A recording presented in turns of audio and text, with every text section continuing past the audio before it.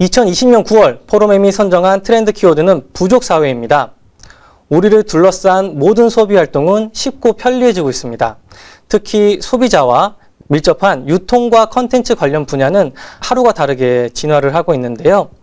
반면 완벽에 가까운 소비 환경에 이미 익숙해진 소비자들은 조금은 부족하지만 매력 있는 것들을 끊임없이 찾아다니기 시작했습니다.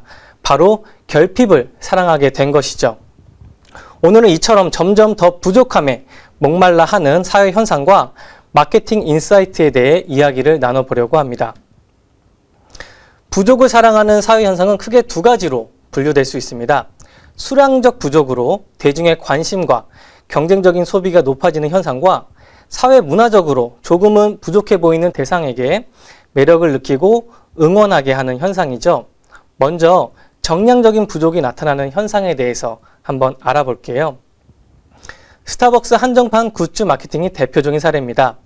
계절음료 17잔을 구매하면 썸머 레디백과 썸머 체어를 증정하는 이벤트가 있었죠. 한정판 굿즈를 받기 위해서 경쟁이 매우 치열했습니다.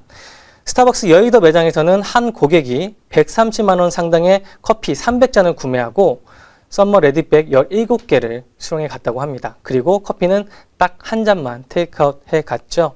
이와 같은 신드롬은 코로나로 사회적 거리두기가 있는 현재 시점에서도 전년 대비 영업이익이 50% 이상 향상되는 결과로 이어졌습니다. 네, 이렇게 양적인 부족에 열광하는 현상과 함께 질적인 부족에 열광하는 현상도 나타나고 있습니다. 가로로 보면 비극이지만 세로로 보면 희극이다. 이런 말을 혹시 들어보셨나요?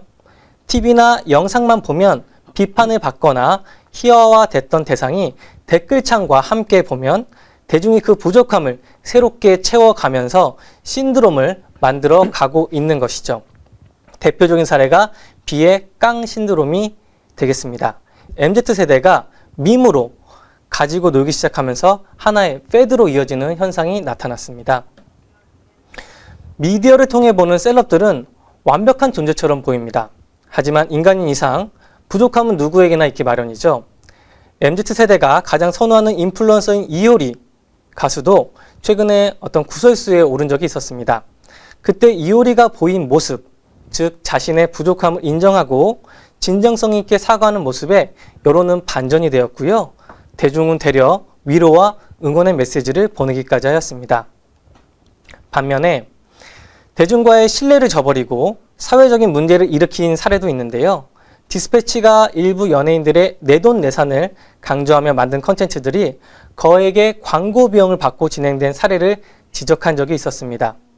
해당 연예인들은 사과를 했지만 대중들은 유튜브 구독 취소와 비판을 이어가고 있습니다. 최근에는 유명 유튜버들의 뒷광고 논란으로 이어지면서 9월부터는 유튜브 상에서의 공정거래위의 제재가 진행된다고 합니다. 즉 부족함은 기꺼이 품어주지만 진정성을 저버린 행동은 철저히 응징하는 특징이 나타나고 있습니다. 네, 이렇게 정량적으로 그리고 정성적으로 부족함에 열광하는 MZ세대들은 우리는 어떻게 파악을 해야 될까요?